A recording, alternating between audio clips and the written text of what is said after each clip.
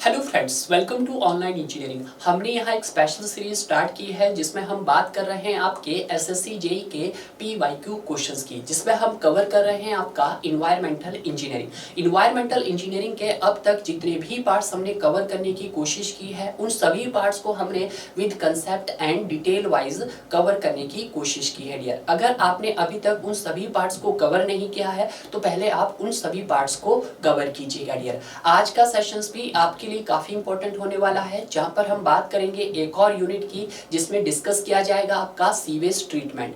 जिस तरह से हमने रॉ वाटर ट्रीटमेंट को डिस्कस किया था आपके क्वेश्चन के साथ, तो उसी तरह से सीवेज ट्रीटमेंट को भी डिस्कस किया जाएगा आपके क्वेश्चन के साथ डियर। यहाँ पर हम इसीलिए करते हैं कि जो भी आपने थ्योरी पार्ट्स में कवर किया होगा डियर, वो आप अभी तक भूल गए होंगे, तो उस पार्ट्स को आप कम से कम 60 to 70% आप अपने क्वेश्चन के साथ दोबारा से आप उसको कॉल कर पाएंगे डियर। क्लियर है? इससे क्या होगा, आपका रिवीजन का रिवीजन हो जाएगा और जिस टॉपिक से रिलेवेंट क्वेश्चन आएगा और टॉपिक भी आपका स्ट्रॉन्ग बन जाएगा डियर। अब ऐसा तो नहीं है कि आज की डेट में जो क्वेश्चंस आ रहा है वही क्वेश्चंस आपका आने वाले 5 इयर्स में भी आ सकता है। हाँ, आ सकता है, बट क्वेश्चन का थोड़ा सा उसका चेंज किया जा सकता है, बट टॉपिक को तो चेंज नहीं किया जाता है। अगर हम 2004-5 की बात करते थे तब भी लोग इन्वायरमेंटल इंजीनियरिंग पढ़ते थे और आज की डेट में भी लोग इन्वायरमेंटल इंजीनियरिंग पढ़ते हैं। डिफरेंस क्या रह गया है? उस समय जब मार्केट में स्पेसिफिक ऑब्जेक्टिव टाइप की बुकें होती थी तो लोग सिर्फ बुकों को ही पढ़ते थे, ऑब्जेक्टिव टाइप के क्वेश्चंस को ही करते थे और उनका सिलेक्शन इजीली हो जाता था। बट आज की डेट में ऐसा नहीं है डियर। आज की डेट में जिस टॉपिक से क्वेश्चंस आया होता है उस टॉपिक की डेप्थ में जाना आपके लिए काफी इंपॉर्टेंट बन गया है। तो कहीं ना कहीं आपका थ्योरी स्ट्रांग होना और आपका कंसेप्ट स्ट्रांग होना आज की डेट में काफी इंपॉर्टेंट हो गया है डियर। ऐसा नहीं है कि सिलेक्शन आज नहीं हो रहे, सिलेक्शन आज भी हो रहे हैं, बट उन्हीं स्टूडेंट का सिलेक्शन होता है जो अपने टारगेट के लिए 101% एफर्ट डालता है डियर। क्लियर है? तो यहाँ पे मैं जो भी क्वेश्चंस करवाऊंगा उस क्वेश्चंस को हम एक अपने टॉपिक से लिंक करवाएंगे और उस टॉपिक से इंपॉर्टेंट जितने भी पॉइंट्स आपके एग्जाम ओरिएंटेड बन सकते हैं उन सभी पॉइंट्स को हम यहाँ पर डिस्कस करने की कोशिश करेंगे डियर। हालांकि क्वेश्चन ज्यादा नहीं है, बट ये जो आपका यूनिट है ये काफी इंपॉर्टेंट है। जरूरी नहीं है कि आप एसएससी जेई को ही टारगेट कर रहे हो सकता है आपकी स्टेट जेई का एग्जाम भी हो सकता है, वहां पे भी इस टॉपिक से रिलेवेंट अगर क्वेश्चंस पूछे गए हैं तो आपको इतना तो मैं इस पार्ट्स में कवर करवा ही दूंगा कि जेई लेवल की तैयारियों के लिए आपका अगर इस पार्ट्स को ही कवर करोगे, आप थ्योरी नहीं पढ़ोगे, तब भी आपके क्वेश्चंस वहां पे लग जाएंगे डियर। क्लियर है? हालांकि क्वेश्चन ज्यादा नहीं है, बट फिर भी मैं कोशिश करूंगा कि इसको कम से कम 2 पार्ट में या 3 पार्ट में कवर करने की कोशिश करूंगा। अगर मैं चाहूं तो इसको विद इन 50 मिनट्स के अंदर मैं पूरा का पूरा सीवेज ट्रीटमेंट आपको कंप्लीट करवा सकता हूं, बट मैं ऐसा नहीं करूंगा डियर। क्यों नहीं करूंगा? क्योंकि क्वेश्चंस इंपॉर्टेंट नहीं है, आपके लिए कंसेप्ट इंपॉर्टेंट है। क्लियर है? तो आइए बात करते हैं आज के इस सेशन की। आज के इस सेशंस का ये रहा पहला क्वेश्चंस आपकी स्क्रीन के ऊपर। क्वेश्चंस में क्या बोला गया है? क्वेश्चंस में बोला गया है आपके पास the grease and oil present in sewage, कि जो आपकी सीवेज में क्या होता है, ग्रीस और ऑयल प्रेजेंट होता है, उसको आप किस तरह से रिमूव करते हैं? Are removed in. क्या सर आप उसको ग्रिड चैम्बर से रिमूव करते हैं? क्या सर आप उसको डिटीरियस टैंक से रिमूव करते हैं? क्या सर आप उसको स्कीमिक टैंक से रिमूव करते हैं? क्या सर आप उसको सेडिमेशन टैंक से रिमूव करते हैं? अगर मैं इसका आंसर देना चाहूं तो मैं विद इन 10 सेकंड में आपको इसका आंसर दे सकता हूं। सर इसका आंसर होगा स्कीमिंग टैंक। बहुत सारे स्टूडेंट को ये याद भी रहता है। क्लियर है? बट हम ऐसा नहीं करेंगे डियर। जब भी हम सीवेज ट्रीटमेंट की यूनिट्स को कवर करते हैं तो मैंने पहले भी बताया था कि जो सीवेज ट्रीटमेंट के जो प्रोसेस होते हैं वो कंसिस्ट होते हैं आपके 4 पार्ट्स के अंदर। पहले पार्ट्स में क्या आता है, आपका प्रीलिमिनरी ट्रीटमेंट आता है, जबकि सेकंड पार्ट में आपका प्राइमरी ट्रीटमेंट आता है, जबकि थर्ड में आपका कौन सा आता है, सेकेंडरी आ गया, और आपका फोर्थ में आपका फाइनली एंड टर्शरी ट्रीटमेंट्स आता है डियर। क्लियर है? जिस तरह से हमने रॉ वाटर ट्रीटमेंट देखा था, रॉ वाटर ट्रीटमेंट्स के अंदर आपने एक चीज नोट किया था कि वहां पे जो आपका ट्रीटमेंट का जो लास्ट प्रोसेस था फिल्ट्रेशन के बाद, वो आपका डिसइंफेक्शन था। क्लियर है? कुछ इस तरह से आपने रॉ वाटर को भी डिस्कस किया। तो पहले मैं यहाँ पे लिखता हूं कि अगर हम बात करते हैं किसकी, सर आपके ट्रीटमेंट ऑफ सीवेज की, सीवेज यूनिट की, तो इसमें सबसे पहले आता है आपके पास दैट इज प्रीलिमिनरी ट्रीटमेंट। कौन सा आता है? प्रीलिमिनरी ट्रीटमेंट आता है। क्लियर है, ये बात आपको ध्यान रखनी है। उसके बाद आता है आपका दैट इज प्राइमरी ट्रीटमेंट। कौन सा आता है? प्राइमरी ट्रीटमेंट आता है, क्लियर है। और प्राइमरी ट्रीटमेंट के बाद आपका कौन सा आता है सर? सेकेंडरी ट्रीटमेंट आता है। कौन सा सर? सेकेंडरी ट्रीटमेंट आता है, क्लियर है। देखिएगा आपका कंसेप्ट कैसे स्ट्रॉन्ग बन जाएगा। और उसके बाद आपका फाइनल ट्रीटमेंट आता है, जिसको आप टर्शरी ट्रीटमेंट भी बोल सकते हैं। फाइनल ट्रीटमेंट बोलो या कंप्लीट ट्रीटमेंट बोलो, ठीक है। कंप्लीट तो ये पूरा ही हो गया है, इसको तो हम फाइनल ट्रीटमेंट कह सकते हैं डियर, क्लियर है। अब यहाँ पे हम सबसे पहले डिस्कस करने वाले हैं यहाँ पर प्रीलिमिनरी ट्रीटमेंट्स के बारे में। तो देखिएगा यहाँ पर प्रीलिमिनरी ट्रीटमेंट के बारे में, किसके बारे में सर? Preliminary treatment.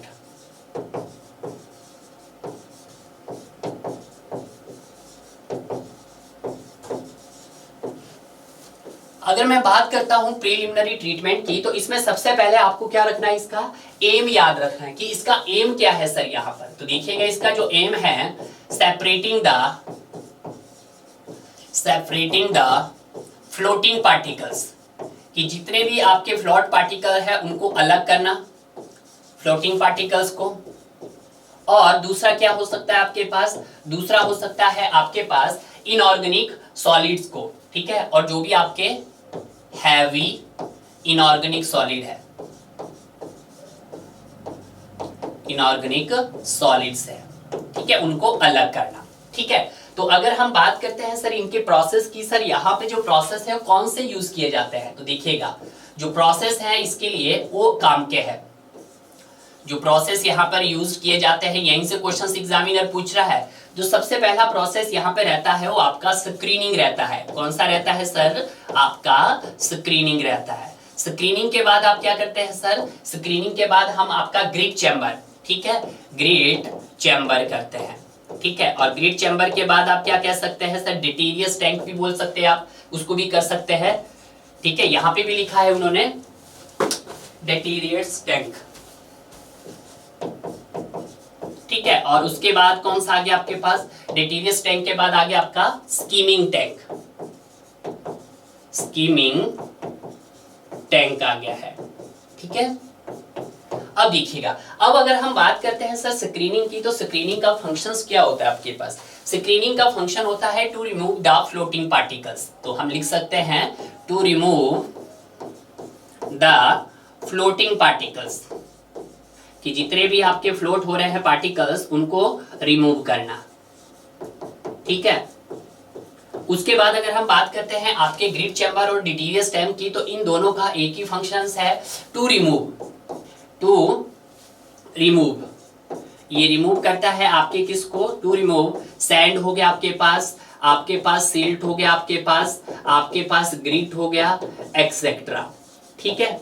हालांकि अगर हम बात करते हैं डिटीरियस टैंक की, तो थोड़े से ये आपके बड़े पार्टिकल्स को रिमूव करता है as compare to grit chamber. मतलब ग्रिड चैम्बर का जो यूज किया जाता है वो थोड़े छोटे पार्टिकल्स होते हैं आपके, जैसे ये सैंड सिल्ट ग्रिड का जो बड़े साइज के पार्टिकल्स होंगे उनको रिमूव करेगा आपका ग्रिड चैम्बर, और जो थोड़े बड़े होंगे वो करेगा आपका डिटीरियस टैंक, ठीक है। हालांकि एक ही है, आपको एक ही याद रखना। उसके बाद आता है आपका स्कीमिंग टैंक। स्कीमिंग टैंक में हम क्या करते हैं? To remove oil and grease. इससे क्या करते हैं सर हम? स्कीमिंग टैंक से टू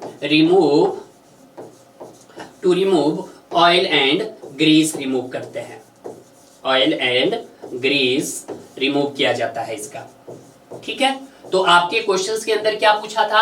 आपके क्वेश्चंस के अंदर पूछा था का grease and oil present in sewage are removed by, वो किससे रिमूव किया जाता है? क्या sir grit chamber, detritus tank? नहीं सर, उससे तो आपका क्या रिमूव करते हैं? उससे रिमूव करते हैं sand silt grit etcetera. Skimming tank हो गया, यस सर। तो इसका आंसर क्या हो गया आपके पास? सी हो गया है।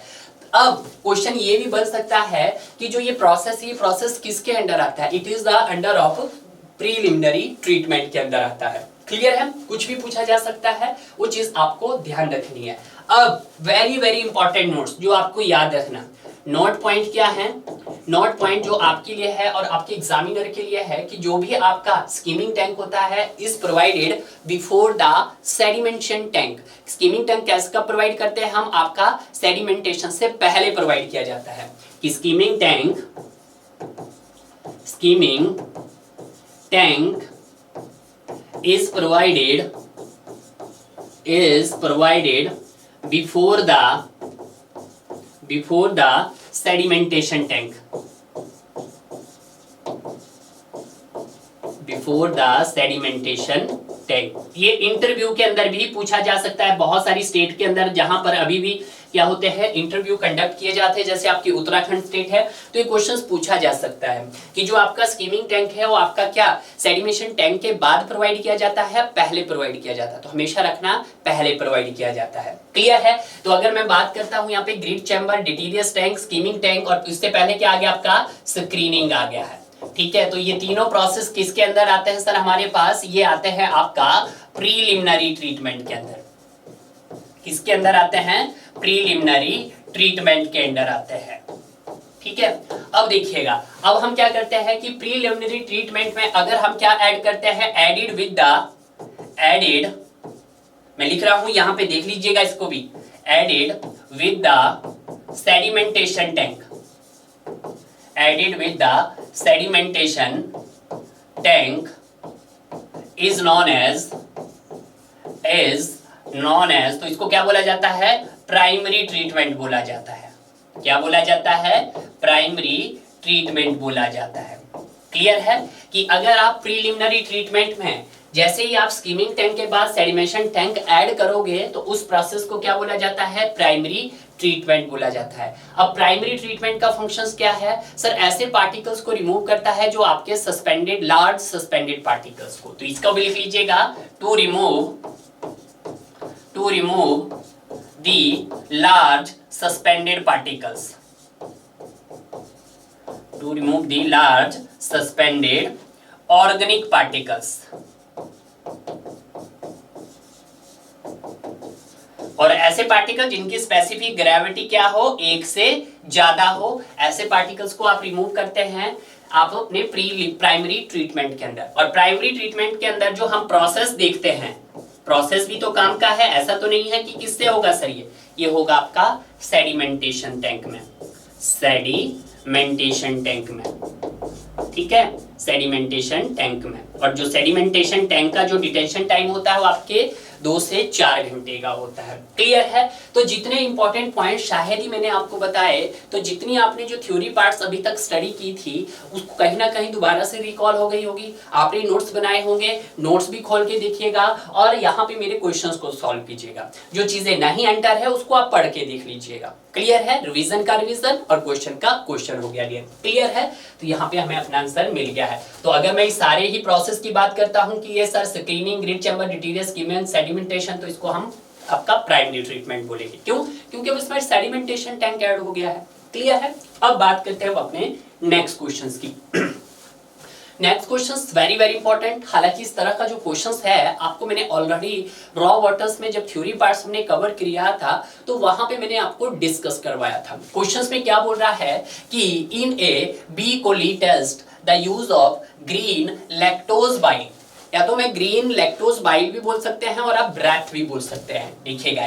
ठीक है, BRATH इज मेड इन, किसमें, किसका बना होता है कि जब आप बी कुली टेस्ट करते हैं उसमें आप एक क्या ऐड करते हैं, केमिकल्स ही है एक तरह से ऐड करते हैं, ग्रीन लैक्टोज बाइल। तो कहां पे करते हैं? द प्रिजम्पटिव टेस्ट में करते हैं या कंफर्म टेस्ट में करते हैं या कंप्लीट टेस्ट में करते हैं? तो सबसे पहले हम क्या करते हैं, हम यहाँ पर आप अपना MPN टेस्ट करते हैं, मोस्ट प्रोबेबल नंबर। कौन सा टेस्ट परफॉर्म करते हैं जब सर हम MPN टेस्ट जब परफॉर्म करते हैं तो उस कंडीशन को देखिएगा। MPN क्या होता है आपके पास? ये होता है सर मोस्ट प्रोबेबल नंबर होता है, नंबर होता है। ठीक है, अगर हम बात करते हैं कि ये मोस्ट प्रोबेबल नंबर होता है, it is based on multiple tube fermentation. ये किस पे बेस्ड होता है sir? It is based on multiple tube fermentations. ठीक है, इसमें हम जो total number of tube use करते हैं वो कितनी है sir? Total number of tube is used 15। कितनी यूज करते हैं सर? 15 यहां पर हम ट्यूब यूज करते हैं। इसमें करते क्या है कि जो भी आपके पास कॉम्प्लेक्स कॉम्प्लेक्स ऑर्गेनिक कंपाउंड्स होते हैं, ऑर्गेनिक मैटर्स होते हैं, कॉम्प्लेक्स ऑर्गेनिक मैटर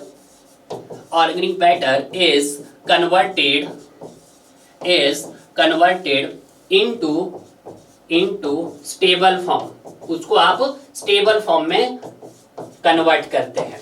क्लियर है? तो ये चीज आपको ध्यान रखना है। सबसे पहले एमपीएन टेस्ट क्या है? मोस्ट प्रोबेबल नंबर है। ये बेस्ड होता है आपका, ये मल्टीपल ट्यूब फर्मेंटेशन पे बेस्ड होता है। इसमें जो total number of tube use की जाती है वो आपकी 15 ट्यूब यूज की जाती है। इसमें क्या किया जाता है सर कि जितने भी आपके कॉम्प्लेक्स ऑर्गेनिक मैटर्स होते हैं उसको कन्वर्ट करवाया जाता है आपका स्टेबल फॉर्म के अंदर। क्लियर है? अब देखिएगा कि जो ये आपके एमपीएन टेस्ट होता है इसके 3 फेसेस होते हैं। MPN test is performed 3 phases। कितने phases में होते हैं आपके? 3 phases में होते हैं। ये काम के हैं आपके पास, ठीक है? कितने phases में होते हैं सर? 3 phases में होते हैं। अब 3 phases कौन कौन से हैं इनको आप देखिएगा। 3 phases में अगर हम बात करते हैं, सबसे पहले आता है आपके पास प्रिजम्पटिव टेस्ट। कौन सा टेस्ट आता है? प्रिजम्पटिव टेस्ट आता है, ठीक है? उसके बाद कौन सा आता है? Confirmed test. और तीसरा आता है आपके पास कंप्लीटेड टेस्ट।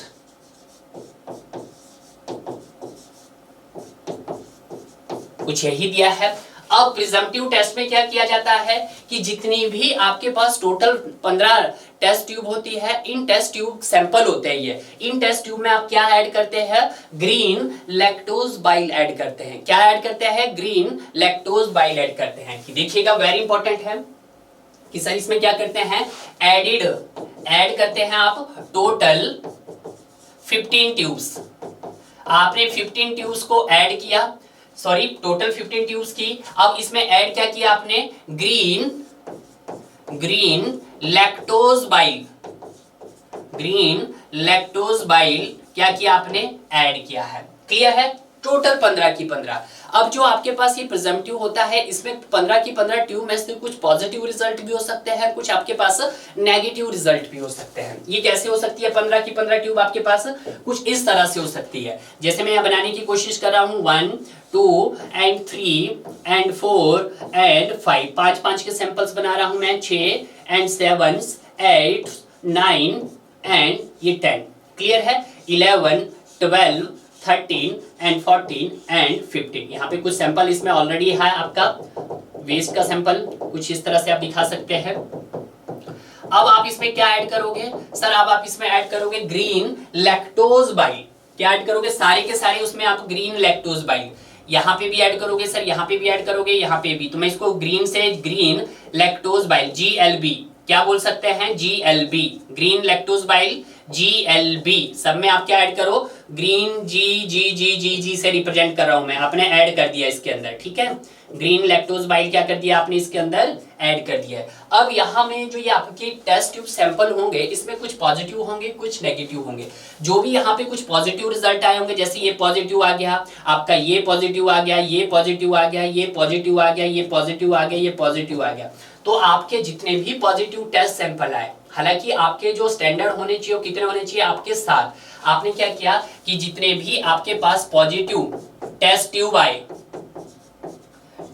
आए वो मान लेते हैं आपके 7 आ गए, 7 आ गए, 8 आ गए, जितने भी आएंगे उसमें आप क्या ऐड करोगे? उसमें आप ऐड करोगे brilliant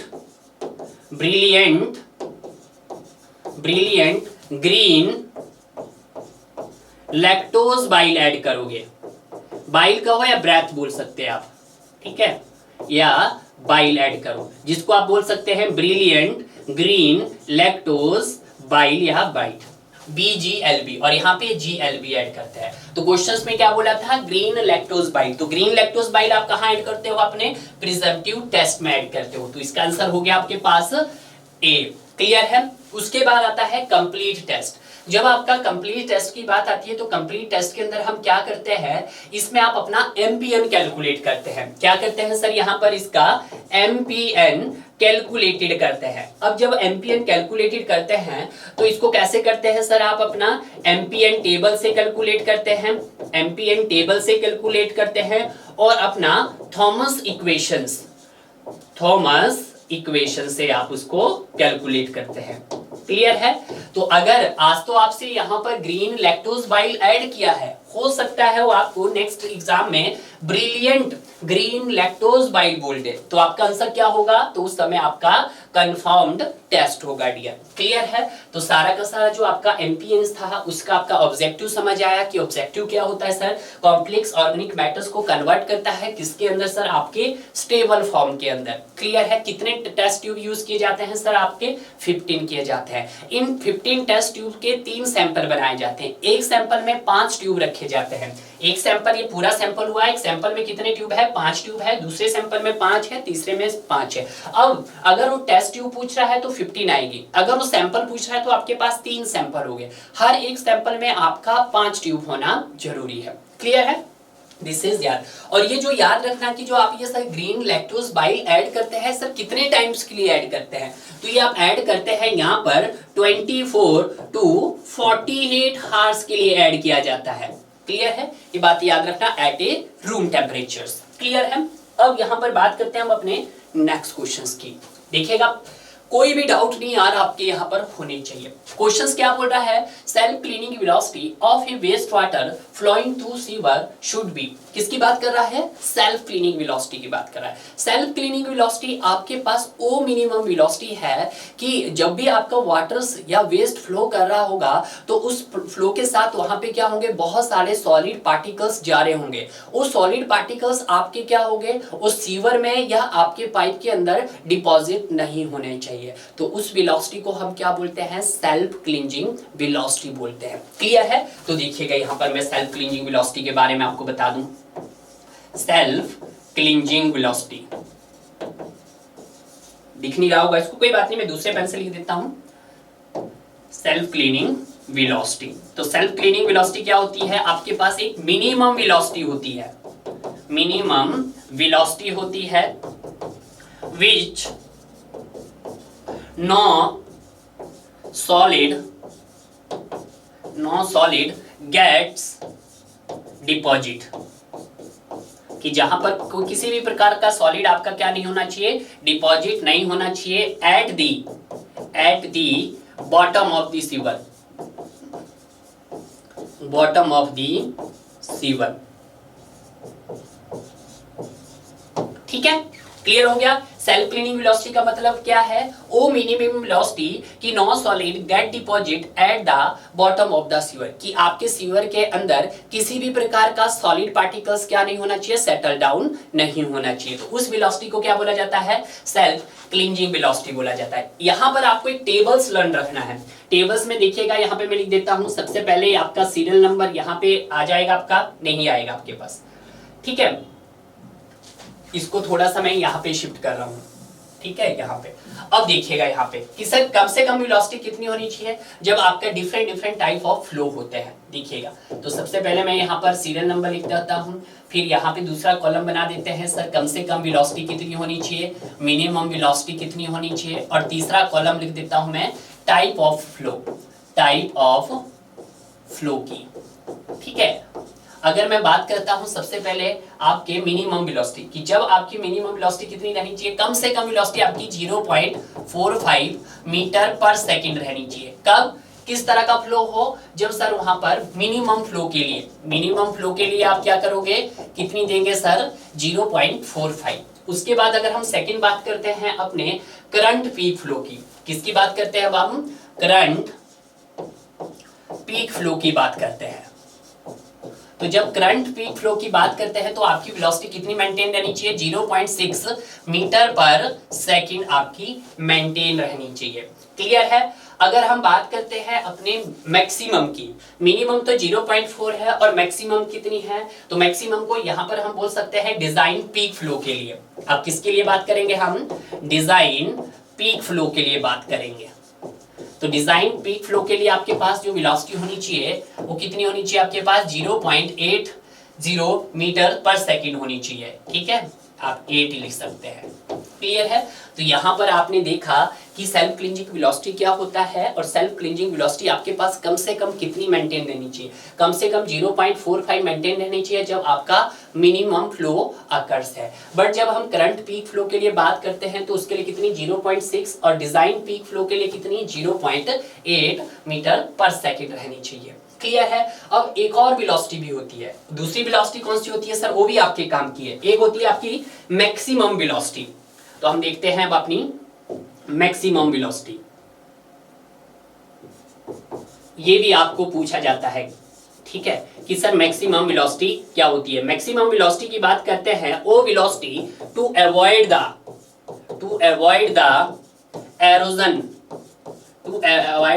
halogen in pipe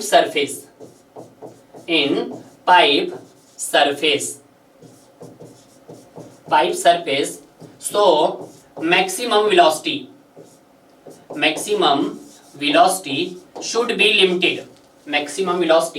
should be limited।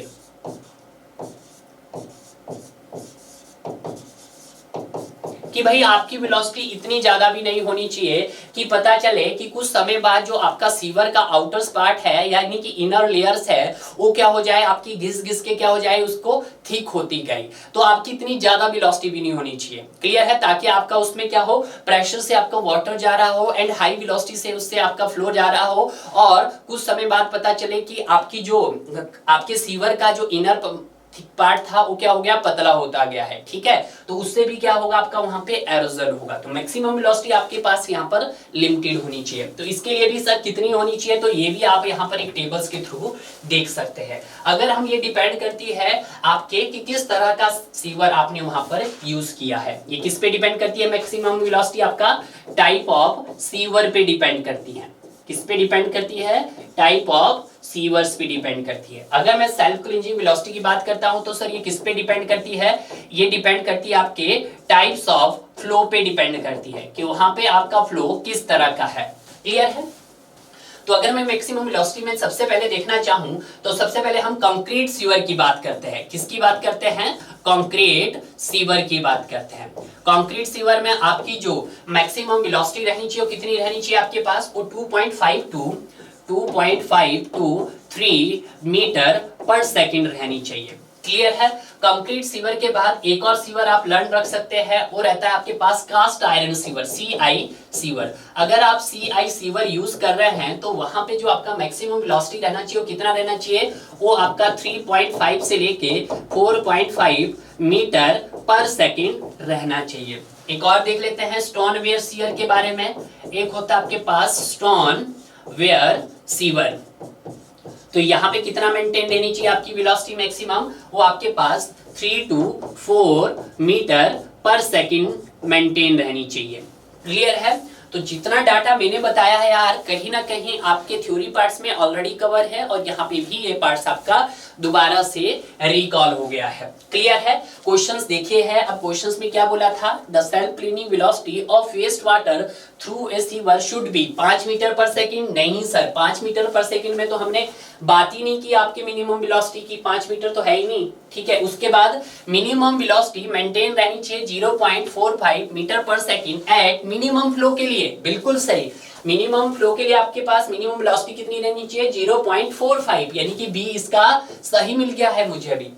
Next options भी पढ़ लेते हैं। Maximum velocity 0.90 metres maintain at maximum flow. नहीं सर, मैक्सिमम कितनी रहनी चाहिए, 0.90 नहीं रहनी चाहिए, 0.80 रहनी चाहिए। ठीक है, ये बात ध्यान रखना है कि 0.80, ठीक है, यहाँ पे नहीं होनी चाहिए। नन ऑफ दिस नहीं, तो राइट आंसर क्या मिल गया यहाँ पर हमें, बी इसका राइट आंसर मिल गया है डियर। क्लियर है। तो देखिएगा यार कितनी ज्यादा चीजें आपने यहाँ पर सीखी है एक क्वेश्चन के साथ, और जब आप डिफरेंट बुकों के जब क्वेश्चन देखोगे ना तो यहीं से इतने ही टॉपिक से कम आपको 6 से 7 क्वेश्चन मिल जाएंगे। तो क्यों पढ़नी भाई दूसरी बुकें। मैं आपको अभी भी बोलता हूँ स्टैंडर्ड बुक को मत पढ़िएगा, आप उतना ही पढ़िएगा जितना एग्जाम ओरिएंटेड है। अगर आपने किसी भी एग्जाम, बड़े एग्जाम को टारगेट कर रहे हैं तो आप गेट के क्वेश्चन लगा दीजिएगा, ESC के क्वेश्चन लगा दीजिएगा और SSC JEE के क्वेश्चन लगा दीजिएगा। बस अगर आपने इन तीनों ही बुक के क्वेश्चन को कुछ इस फॉर्मेट में कवर करने की कोशिश की है तो यार आपका बहुत सारा बेनिफिट होने वाला है। क्लियर है? देखिएगा।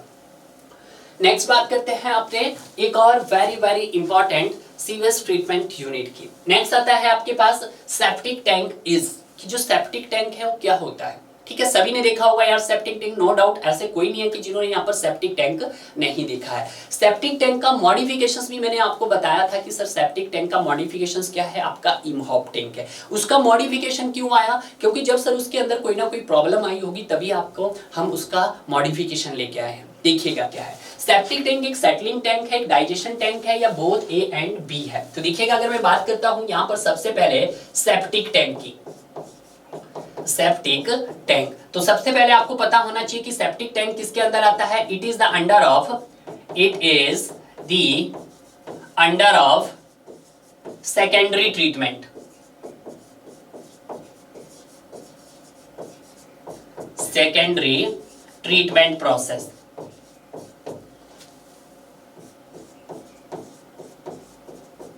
ये किस तरह का प्रोसेस है sir, it is anaerobic process.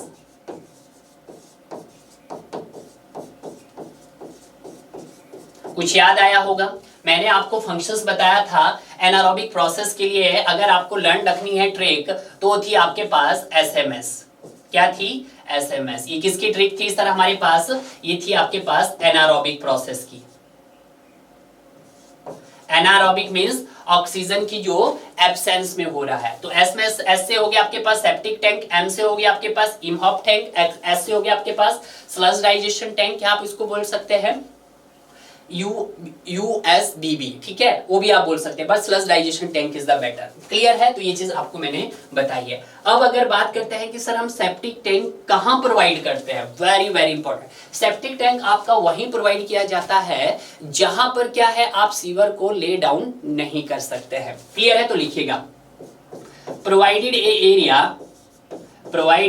Area, ऐसे एरिया में प्रोवाइड किया जाता है where sewer is not been laid, यहां पे आप सीवर नहीं बना सकते हैं।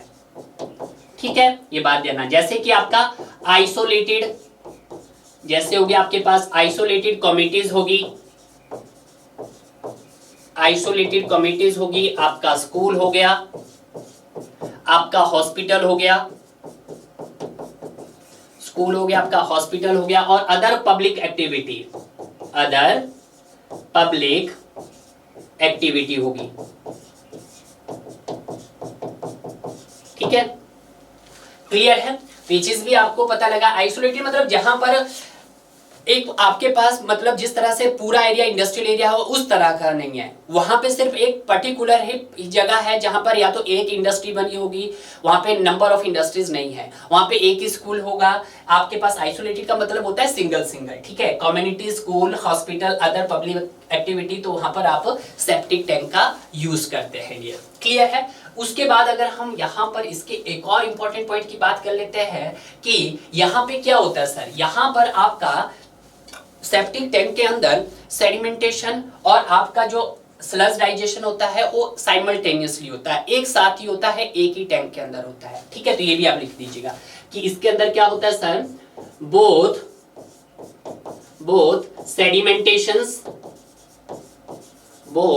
सेडिमेंटेशंस एंड स्लज डाइजेशंस।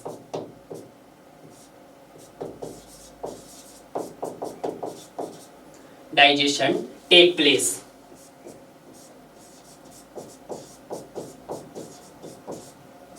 ठीक है, इसके अंदर दोनों ही क्रियाएं होती है, आपका सेडिमेंटेशन भी होता है और आपका स्लज डाइजेशन भी होता है। टेक प्लेस साइमल्टेनियसली लिख देते हैं हम। ठीक है, ये बात आपको ध्यान रखना है। तो आंसर तो मिल गया आपका कि सर सेटलिंग भी होगा आपका और डाइजेशन भी होगा। सेटलिंग मींस आप बोल सकते हैं सेडिमेंटेशन को आप सेटलिंग टैंक भी बोल सकते हैं, आप क्लैरिफायर भी बोल सकते हैं। क्लियर है? तो ये बात ध्यान रखना आपको। तो यहां पे मैं लिख देता हूं कि sedimentation is also known as, क्या बोल सकते हैं इसको आप, इसको सर आप क्लैरिफायर भी बोल सकते हैं और इसको सर आप सेटलिंग टैंक भी बोल सकते हैं। कंफ्यूज नहीं होना है आपको, ठीक है। उसके बाद आते हैं इसकी कुछ डिजाइन पैरामीटर्स, वो भी मैं बता देता हूं। हालांकि आपको आंसर तो मिल गया है, बट डिजाइन पैरामीटर्स की भी यहां पर बात कर लेते हैं अपने। Design parameters,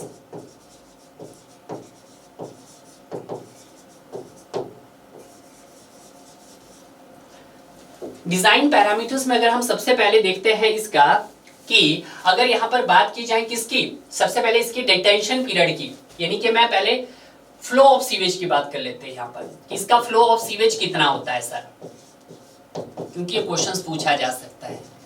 flow of sewage कितना रहता है सर इसका, वो रहता है 40 to 70 LPCD, 40 to 70 LPCD रहता है, ठीक है। और रेट ऑफ एक्यूमुलेशंस कितना रहता है आपका, ये भी इंपॉर्टेंट का है।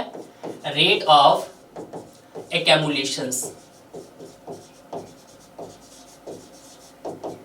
वो कितना रहता है सर आपका, वो 30 से 35 LPCD रहता है। क्लियर है? Very very important. और उसके बाद अगर हम बात करते हैं सर इसके डिटेंशन टाइम की, very very important. Septic tank के अगर डिटेंशन टाइम की बात कर लेते हैं तो कितना होता है आपके पास, वो 12 to 36 हार्स होता है। क्लियर है? अगर मैं इसके सर क्लीनिंग पीरियड की बात करता हूं, किसकी सर, क्लीनिंग पीरियड की बात कर लेते हैं, तो इसका क्लीनिंग पीरियड क्या होता है, 6 मंथ से लेके 3 इयर्स, 6 मंथ to 3 इयर्स, कभी भी आप इसकी क्लीनिंग कर सकते हैं। क्लियर है? ये बात आप याद रखना है। उसके बाद अगर लेंथ टू विड्थ रेशो की बात करता हूं, लेंथ टू विड्थ रेशो की बात करता हूं तो कितना होता है इसका, वो आपके पास 2 to 3 होता है। क्लियर है? उसके बाद क्या रह सकता है sir, width of septic tank, very very important. Width of septic tank कितनी रहती है सर यहां पर, width of septic tank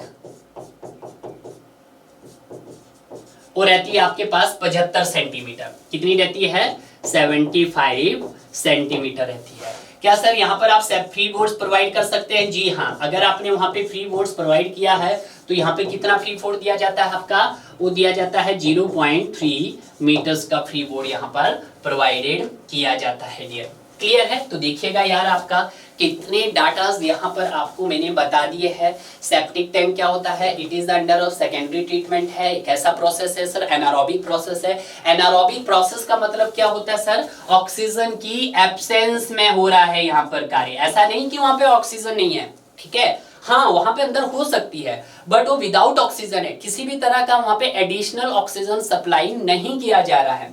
provided ऐसे एरिया में प्रोवाइड किया जाता है जहां पे सीवर को हम नहीं बिछा सकते हैं, ठीक है। आइसोलेटेड कम्युनिटीज हो गया, स्कूल हो गया, हॉस्पिटल हो गया, अदर पब्लिक एक्टिविटीज हो गई। Both sedimentation and sludge digestion take place simultaneously. और इस टैंक की अगर सबसे बड़ी एडवांटेज कहो, बट मैं इसको ड्रॉबैक बोलता हूँ कि यहाँ पर क्या होता है, सेडिमेंटेशन और स्लज डाइजेशन आपका एक साथ साथ होता है। आपका फ्रेश मतलब जो फ्रेश स्लज होता है वो भी आ रहा है वहां पे, और जो आपका वर्किंग कर रहा है वो भी वहां पे एक साथ, तो कहीं ना कहीं वो आपस में क्या हो जाता है, मिक्सअप हो जाते हैं। क्लियर है? तो वहां पे हम इसका प्रॉपर मैनेज नहीं कर पाते हैं कि सर हमारा जो हम सीवेज को ट्रीट कर रहे हैं वो प्रॉपरली क्या हो रहा है, उसका डाइजेशन हो भी पा रहा है या नहीं भी हो रहा है। इसकी ड्रॉबैक्स को दूर करने के लिए हमने अपना इमहॉप टैंक का यूज किया। इमहॉप टैंक में क्या था कि वहां पर डिफरेंट चैम्बर्स हमने प्रोवाइड कर दिए थे। एक चैम्बर्स में आपका सेडिमेंटेशन प्रोसेस हो रहा था, तो दूसरे चैम्बर्स में आपका डाइजेशन प्रोसेस हो रहा था। क्लियर है? बट यहाँ पर कैसा है सर, आपके पास एक ही चैम्बर है, एक ही चैम्बर में दोनों काम चल रहे हैं। क्लियर है? उसके बाद कुछ डिजाइन डाटा थे। डिजाइन डाटा में आपको देखना है कि सर इसका फ्लो ऑफ सीवेज कितना रहना चाहिए, रेट ऑफ अकम्युलेशन कितना रहना चाहिए, डिटेंशन टाइम कितना रहना चाहिए, क्लीनिंग पीरियड कितना रहना चाहिए, लेंथ टू विड्थ रेशियो कितनी रहनी चाहिए, width of the septic tank very important है, 3 वोट्स कितना प्रोवाइड करना चाहिए, और जो सेडिमेंटेशन टैंक है सर उसको हम एज ए क्लैरिफायर भी बोल सकते हैं और उसको एज ए सेटलिंग टैंक भी बोल सकते हैं डियर। क्लियर है। अब यहाँ पर बात करते हैं हम अपने नेक्स्ट क्वेश्चंस की। Next questions very very important कि sewage treatment units are normally design for, चाहे हम आपके रॉ वाटर ट्रीटमेंट की बात करते हैं चाहे हम आपके सीवेज ट्रीटमेंट की बात करते हैं, जब भी हम रॉ वाटर ट्रीटमेंट यूनिट्स की बात करते हैं तो कम से कम आपका 15 ईयर्स के लिए डिजाइन किया जाता है। और किसके लिए सर, आपका मैक्सिमम एमडीडी के लिए डिजाइन करते हैं। तो यहाँ पर अगर मैं नोट पॉइंट लिखता हूं कि in case of raw water treatment units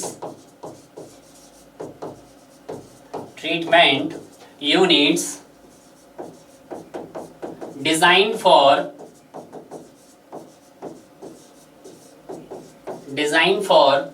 maximum daily flow के लिए एमडीडी के लिए डिजाइन करते हैं, या फिर 2 times of average daily flow, 2Q क्या है, एवरेज डेली फ्लो के लिए, ठीक है। और कितने इयर्स के लिए सर, आपका मिनिमम 15 इयर्स के लिए डिजाइन किया जाता है। क्लियर है भाई। अगर हम बात करते हैं किसकी सर, यहां पर अपने सीवेज ट्रीटमेंट यूनिट की, किसकी सर, सीवेज ट्रीटमेंट यूनिट्स के लिए,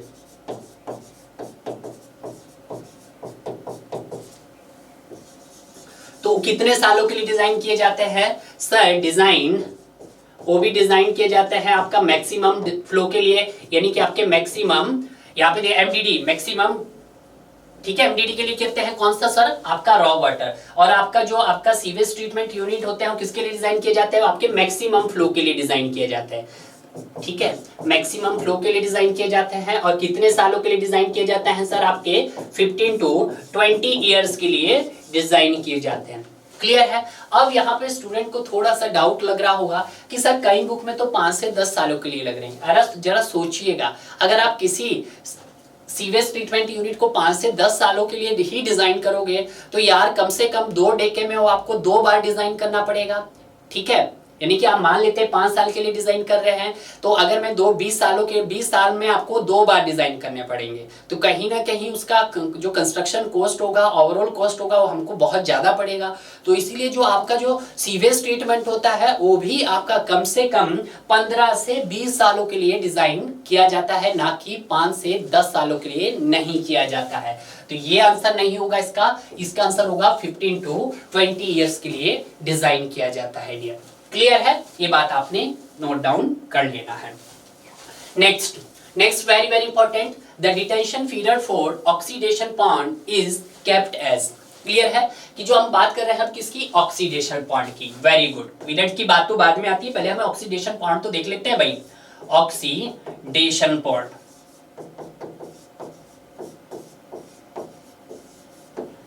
ठीक है। तो सबसे पहले जो ऑक्सीडेशन पॉन्ड होता है ये आपके पास क्या है, it is the secondary treatment process. तो ये हम लिख देते हैं, इट इज द अंडर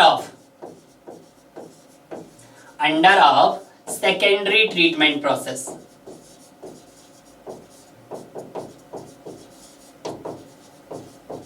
ठीक है, कैसा प्रोसेस है सर आपके पास, it is aerobic process, it is aerobic process. Aerobic process क्या होता है सर आपके पास, एरोबिक प्रोसेस मतलब जो ऑक्सीजन की प्रेजेंट में होता है। तो आपको कुछ याद आ रहा होगा सर, मैंने जो ऑक्सीजन की प्रेजेंट में होते हैं उसका जो आकार एग्जांपल होता है वो सर ट्रैप होता है, TRAP, ठीक है। टी से क्या हो गया आपके पास सर, टी से हो गया हमारे पास ट्रिकलिंग फिल्टर, टी से क्या हो गया आपका, ट्रिकलिंग फिल्टर हो गया है। क्लियर से, आर से क्या हो गया, रोटेटिंग बायोलॉजिकल कॉन्ट्रैक्टर। तो यहां पे लिख देता हूं रोटेटिंग बायोलॉजिकल कॉन्ट्रैक्टर, ठीक है। और आपके पास ए से क्या हो गया, एक्टिविटी स्लज प्रोसेस। पी से क्या हो गया आपका, ऑक्सीडेशन पॉन्ड हो गया है, ऑक्सीडेशन पॉन्ड हो गया। और ऑक्सीडेशन पॉन्ड का मॉडिफिकेशंस क्या हो गया आपके पास, ऑक्सीडेशन डिच हो गया है। ठीक है, ऑक्सीडेशन पॉइंट की जो सबसे बड़ी आपके पास ड्रॉबैक थी वो क्या है कि सर हमें लार्ज एरिया रिक्वायर्ड चाहिए। क्लियर है? देखिएगा ऑक्सीडेशन पॉइंट क्या है, एक सेकेंडरी ट्रीटमेंट है, एरोबिक प्रोसेस है, मतलब ऑक्सीजन की प्रेजेंट में काम करता है। यहाँ पे जो ऑक्सीजन की जो डिमांड रहती है वो कंबाइंड रहती है। ऑक्सीजन की डिमांड क्या रहती है आपके पास, तो कंबाइंड एक्शन में रहती है, कंबाइंड एक्शंस में रहती है। कंबाइंड एक्शंस का मतलब क्या रहती है सर, वो आपके पास एल्गल भी रह सकती है, वो आपके पास एल्गल भी रह सकती है एंड आपकी माइक्रो ऑर्गेनिज्म भी रह सकती है। क्लियर है? ये बात आपको ध्यान रखना है। तो दिस प्रोसेस, जो ये प्रोसेस होता है कंबाइंड ऑक्सीजन का, इसी को क्या बोला जाता है, ये इंपॉर्टेंट है। This process is known as आपको बोला जाता है algal symbiosis, algal symbiosis, algal symbiosis बोला जाता है। क्लियर है? समझ नहीं आया होगा, बिल्कुल देखिएगा। जब ये प्रोसेस ऑक्सीजन की प्रेजेंट में होता है, जो यहाँ पे ऑक्सीजन की डिमांड होती है वो कंबाइंड फॉर्म में होती है। वो आपको ऐसे एल्गल भी आपका ऑक्सीजन की प्रेजेंट में होता है और माइक्रो ऑर्गेनिज्म भी आपका ऑक्सीजन की प्रेजेंट में होता है in the presence of sunlight, in the presence of sunlight होता है। तो जिसमें क्या होता है, इसका कंप्लीट ऑक्सीडेशन होता है आपके ऑर्गेनिक मैटर्स का, और इस प्रोसेस को हम एल्गल सिम्बायोसिस बोलते हैं। ये भी क्वेश्चंस पूछा जाता है कि एल्गल सिम्बायोसिस कौन से प्रोसेस के अंदर होता है, तो आपका ऑक्सीडेशन पॉइंट के अंदर होता है। क्लियर है? तो ये चीजें आपको ध्यान रख लेनी है। अब वेरी इंपॉर्टेंट कुछ इसके डिजाइन पैरामीटर्स आपको ध्यान रखने हैं। ठीक है, अब देखिएगा इसके डिजाइन पैरामीटर्स। अगर मैं डिजाइन पैरामीटर्स की बात करता हूं तो डिजाइन पैरामीटर्स में आपको सबसे पहले कौन सा पैरामीटर्स यहाँ पर रखना है, इसकी डेप्थ की। डेप्थ कितनी होती है सर आपके ऑक्सीडेशन पॉइंट की, जो डेप्थ होती है आपके पास 1 से 1.5 मीटर की होती है सर। अगर मैं बात करता हूं सर इसके डिटेंशन पीरियड की, डीटी की, तो कितना होता है सर, 15 to 30 डेज इसका डिटेंशन पीरियड होता है। बड़े काम का है। अगर मैं बात करता हूं इसकी लेंथ टू विड्थ रेशियो की, तो कितनी होती है सर आपके पास, 2 to 3 होती है। बिल्कुल सही। और जो लेंथ है आपके पास should not be more than, आपको 750 मीटर से ज्यादा नहीं होनी चाहिए। ठीक है। Pathogenic bacterial removal efficiency, pathogenic bacterial removal efficiency वो कितनी होती है सर, यहाँ पर वो होती है आपके पास 99.9% होती है। क्लियर है? अब देखिए पैथोजोनिक का मतलब क्या होता है। पैथोजोनिक का मतलब कि उसके अंदर ऐसे माइक्रो ऑर्गेनिज्म होते हैं जो डिसीज कॉजिंग बैक्टीरिया, पैथोजोनिक का मतलब क्या होता है वो भी लिख देता हूं मैं, डिसीज कॉजिंग बैक्टीरिया होते हैं।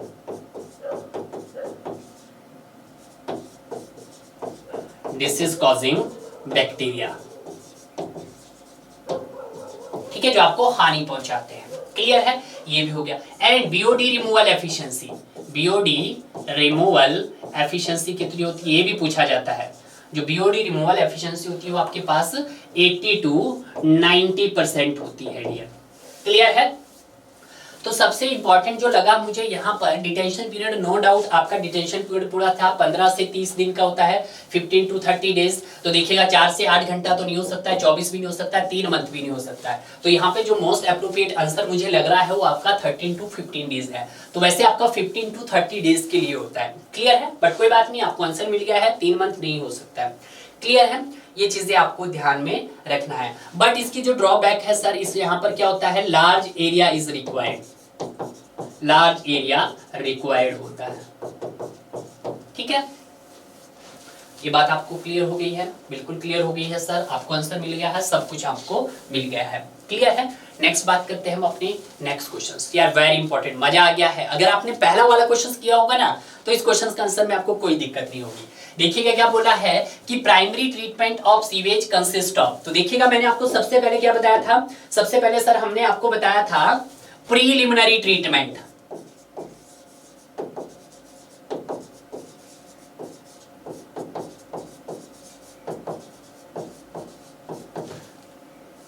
प्रीलिमिनरी ट्रीटमेंट के बाद आपका प्राइमरी, प्राइमरी के बाद आपका सेकेंडरी, सेकेंडरी के बाद आपका फाइनल।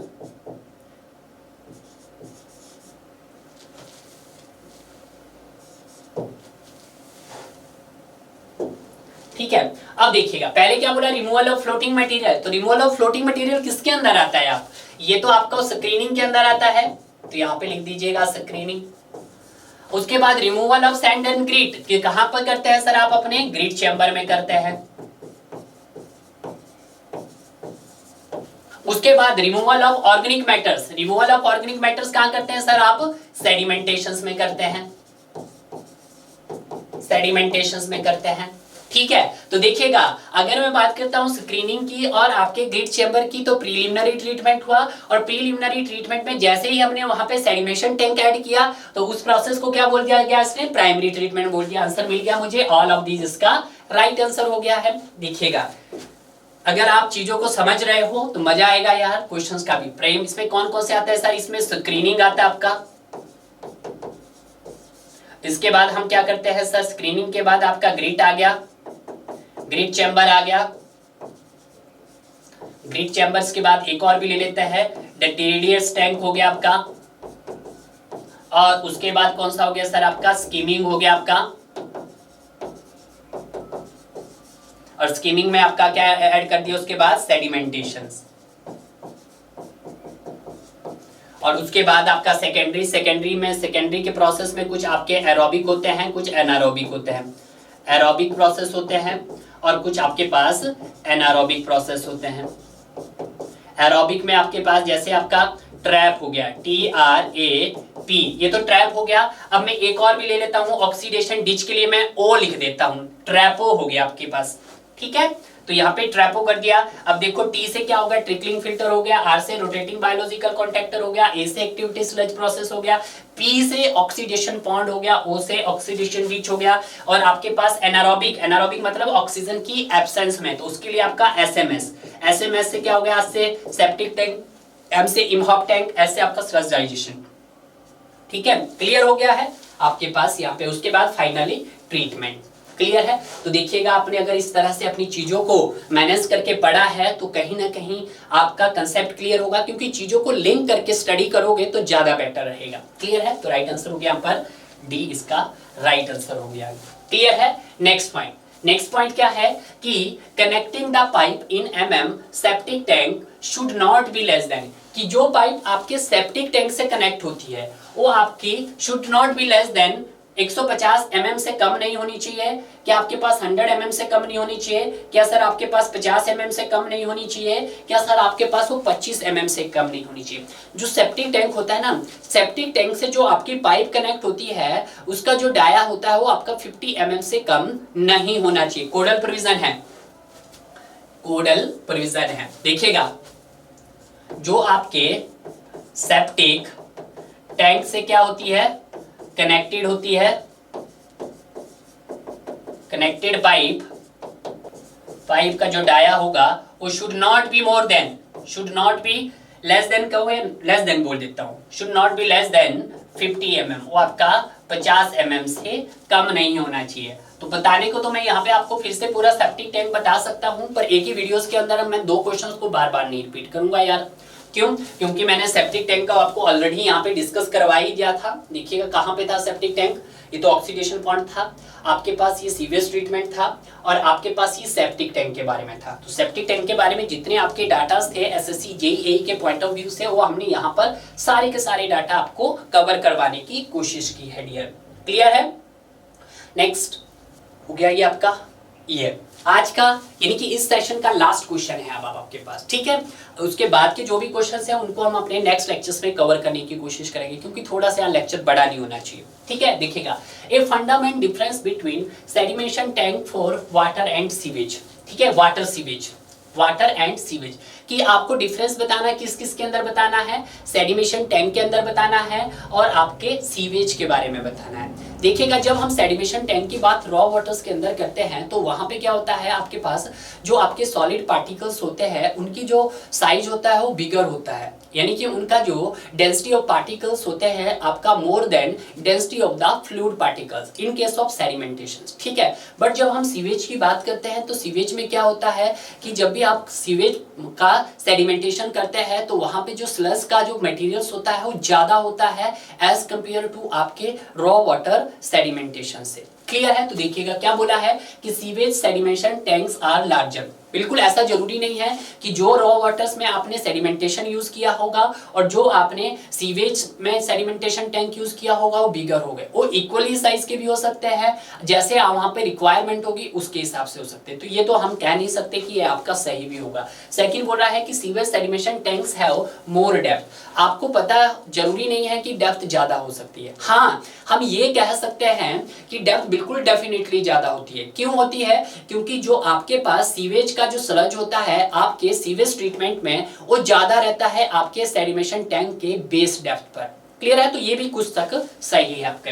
उसके बाद क्या बोलता है, sludge from sewage sedimentation is to be removed more frequently. बिल्कुल कि जो आपका सीवेज का जो सेडिमेशन टैंक होता है वहां पर जो आपका स्लज होता है उसका क्या करते हैं आप, फ्रीक्वेंटली क्लीन आउट करते हैं। क्यों करते हैं? क्योंकि वहां पर आपके पास जो स्लज होता है सीवेज का वो सबसे ज्यादा होता है। क्लियर है? As compare to raw water के सॉलिड पार्टिकल्स से। क्लियर है? तो ये आपका मोस्ट अप्रोप्रिएट आंसर मुझे यहां पर लग रहा है। नेक्स्ट क्या बोल रहा है, it can be final treatment operations. नहीं, अगर आप बोलो कि अगर आपका जो सेडिमेंटेशन है आपका सीवेज ट्रीटमेंट का वो आपका फाइनल ट्रीटमेंट है, नहीं फाइनल तो नहीं है। ये कौन सा है? ये सर सेकेंडरी ट्रीटमेंट है। तो यहाँ पे जो मोस्ट अप्रोप्रिएट आंसर जो मुझे मिला वो आपके पास सी आंसर यहाँ पर मिला डियर। तो जितने भी क्वेश्चंस है आप उन सभी क्वेश्चंस को अच्छे से कवर कीजिएगा। अगर आप चाह रहे हैं कि सर हमें इसका और ज्यादा डिटेल्स बतानी है तो आप मेरे व्हाट्सएप नंबर से मुझे कांटेक्ट कर सकते हैं। मेरा व्हाट्सएप नंबर है यहाँ पर, मैं लिख देता हूँ